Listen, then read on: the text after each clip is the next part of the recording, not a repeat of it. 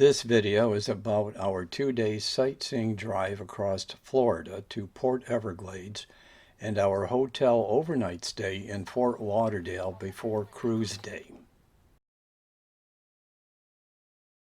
We close the video with information about disembarkation upon return to Port Everglades.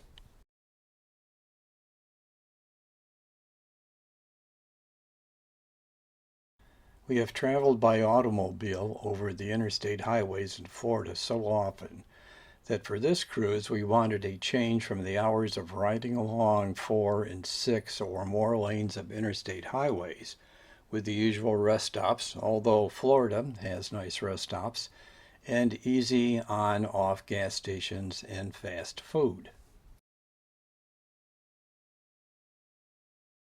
We stayed for one night at the Hampton Inn on the James River in Palatka, Florida. The city is south of Jacksonville and east of Gainesville. There is a riverside park across the street from the inn.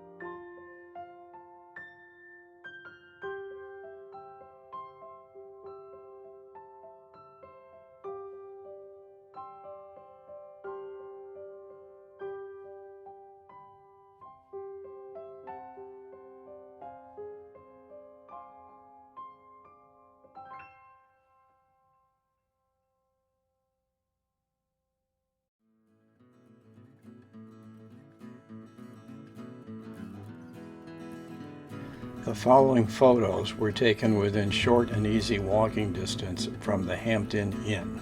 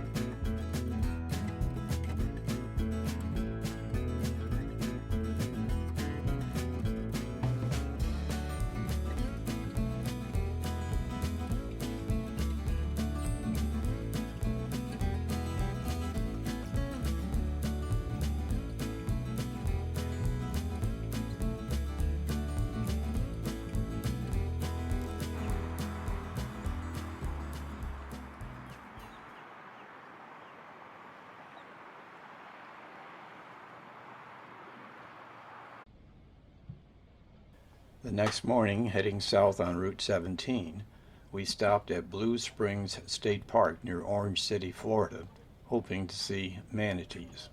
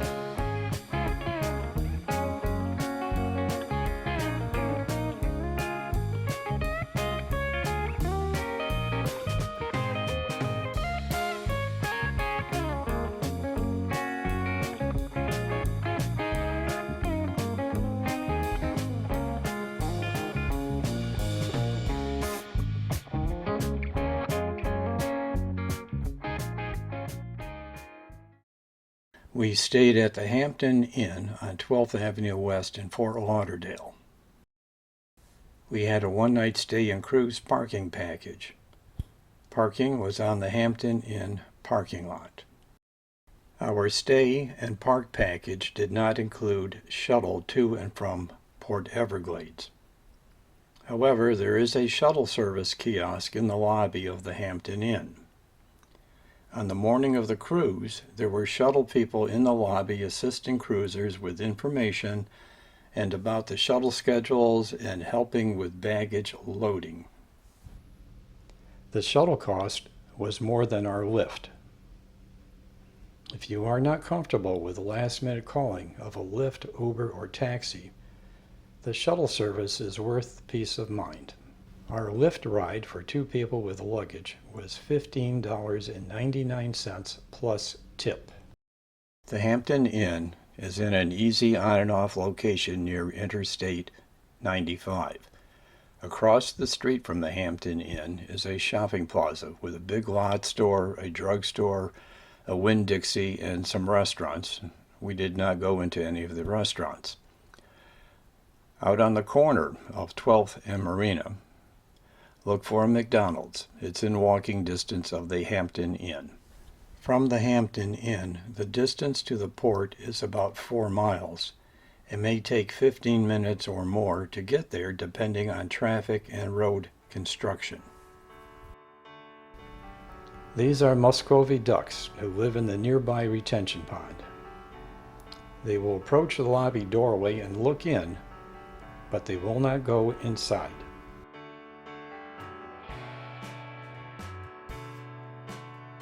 We arrived at the terminal at our appointed time. There was a short line, and with digital documents on our phones and backup paper documents in hand, and being in line with other prepared cruisers, it was a constantly moving check-in process. Crossing onto the ship, we were told we could go directly to our cabin. There was no being herded to the buffet to wait. We put our carry-on bags in the cabin and went looking for the lifeboat station check-in. Very smooth process.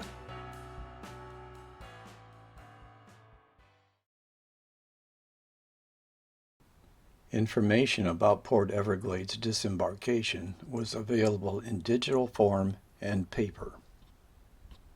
We went to the customer service area to get luggage tags for the time we chose to leave the ship.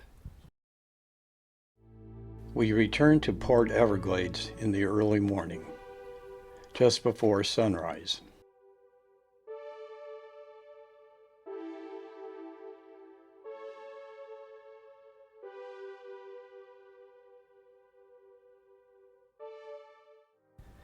After breakfast, we waited in our cabin for our chosen disembarkation time. We had selected a midpoint time, and groups were called away on time. There was no undue waiting for an elevator and no crowds in the passageways. In the terminal, there was space to find and carry away luggage without congestion.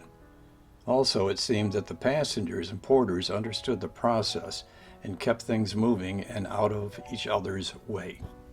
Outside the terminal, there were loud voices directing passengers to shuttle bus, taxi, and private car pickup areas. It looked like chaos, but it worked smoothly. It seemed like only a matter of seconds to move to the head of the taxi queue, load the luggage, get in, and ride away. Traffic was heavy, but there was no apparent confusion among the drivers, and we arrived at the Hampton Inn and our automobile quickly. The fare for 2 people and luggage was $13 plus tip. Thank you for watching.